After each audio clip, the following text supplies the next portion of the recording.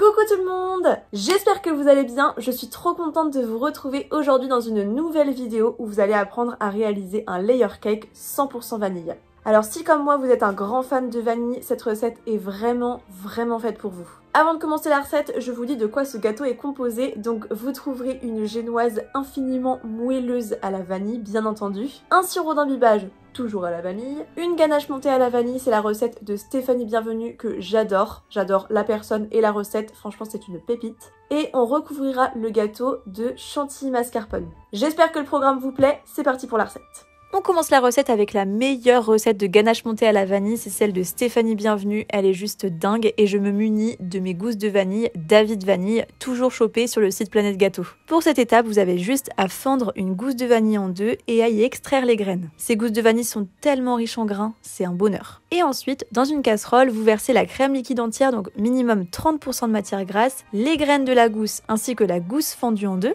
Vous portez le tout à ébullition, vous recouvrez d'un film alimentaire et vous allez laisser infuser pendant à peu près 1 heure pour que les arômes de la vanille se déploient.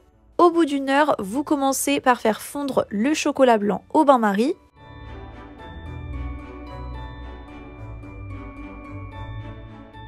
Vous faites de nouveau frémir la crème avec la vanille et vous la versez en une seule fois sur le chocolat blanc fondu. Vous émulsionnez en faisant des cercles au centre de la préparation jusqu'à avoir une préparation bien homogène.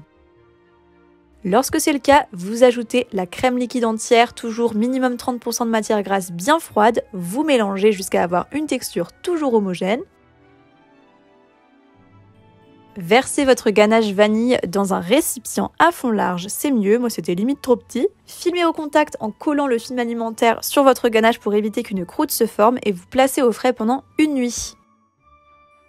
Et c'est parti pour la génoise que vous pouvez également préparer la veille. Dans un récipient, vous cassez vos œufs entiers, ajoutez-y également le sucre, et vous allez battre à vitesse rapide pendant environ 10 minutes, jusqu'à ce que la préparation triple de volume soit très mousseuse et presque blanche. Et ça, j'ai oublié de l'ajouter au début, mais c'est pas très grave, vous ajoutez une cuillère à soupe d'arôme de vanille. Vous pouvez faire cette étape comme moi avec un robot pâtissier ou avec un fouet électrique.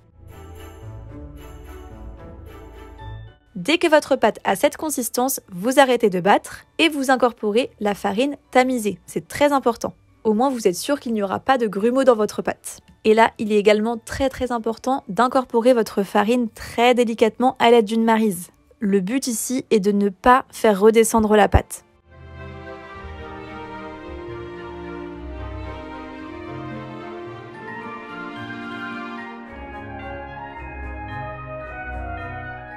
Versez votre pâte à génoise dans un moule de 15 cm de diamètre préalablement beurré et chemisé.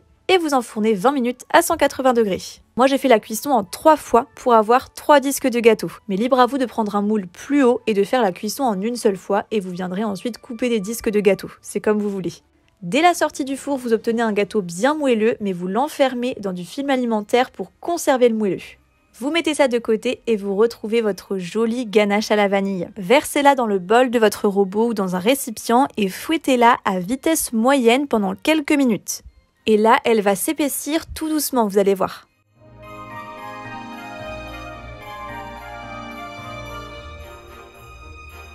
Arrêtez de fouetter dès qu'elle obtient cette texture vraiment bien ferme et ne fouettez surtout pas trop sinon elle va grainer. Placez-la dans une poche à douille et au frais. En attendant, on va faire le sirop d'imbibage à la vanille. Dans une casserole, versez l'eau, le sucre blanc et l'arôme de vanille et portez le tout à ébullition.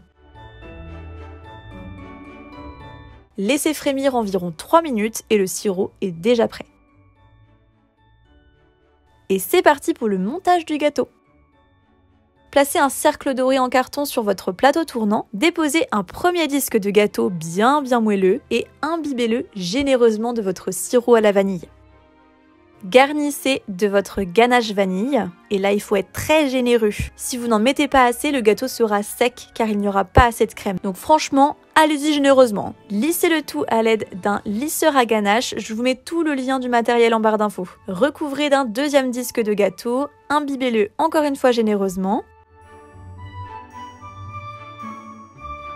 La ganache vanille généreusement également. C'est le mot de cette vidéo, hein, généreusement. Lissez le tout et recouvrez du dernier disque de génoise et imbibez-le également.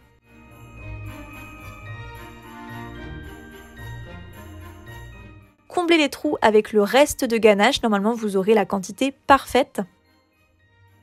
Et lissez toujours avec votre lisseur à ganache pour avoir un gâteau droit et symétrique. Et voilà ce que vous obtenez, placez au frais pendant 30 minutes, le temps de faire la chantilly mascarpone qui va recouvrir le gâteau.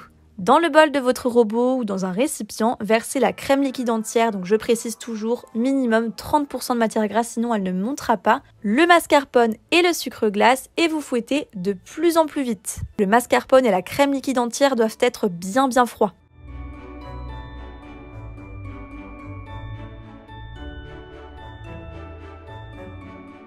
Et voici la texture que vous devez obtenir, une crème qui se tient bien.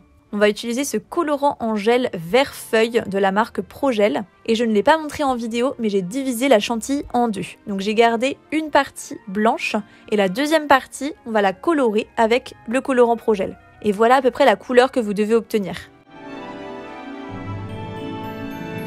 Commencez par recouvrir intégralement votre gâteau avec la chantilly non colorée. Lissez le tout avec le lisseur à gâteau.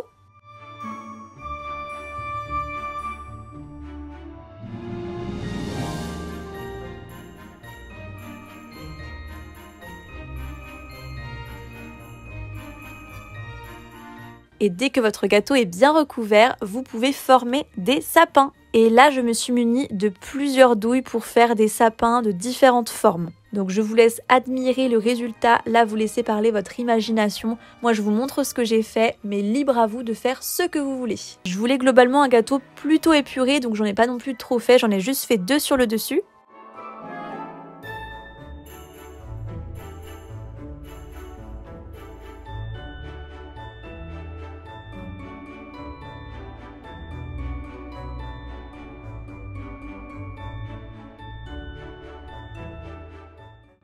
Et j'ai pris ces petites sparkles toujours trouvées sur Planète Gâteau. Et pour faire le pied du sapin, j'ai mis des petits liserés dorés.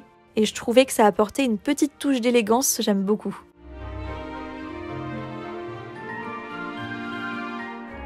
Les sapins c'est sympa, mais je voulais quand même ajouter 2-3 petites décorations en plus. Donc j'ai mis des perles dorées avec parcimonie, je voulais pas non plus que ce soit trop chargé. Et j'ai parsemé le dessus de petites billes et confettis blancs. Et voilà ce qu'on obtient. Je sais pas ce que vous en pensez, mais moi j'adore ce gâteau. Je l'ai trouvé aussi beau que bon. Et je vous montre tout de suite la découpe. Je pense que les images parlent d'elles-mêmes. Ce gâteau était profondément moelleux.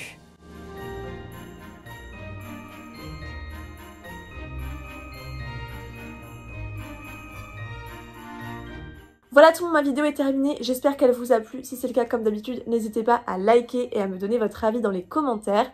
N'hésitez pas non plus à vous abonner à ma chaîne YouTube pour ne louper aucune vidéo. Et également à me suivre sur mes réseaux sociaux. Et en attendant une prochaine vidéo, je vous fais plein de bisous.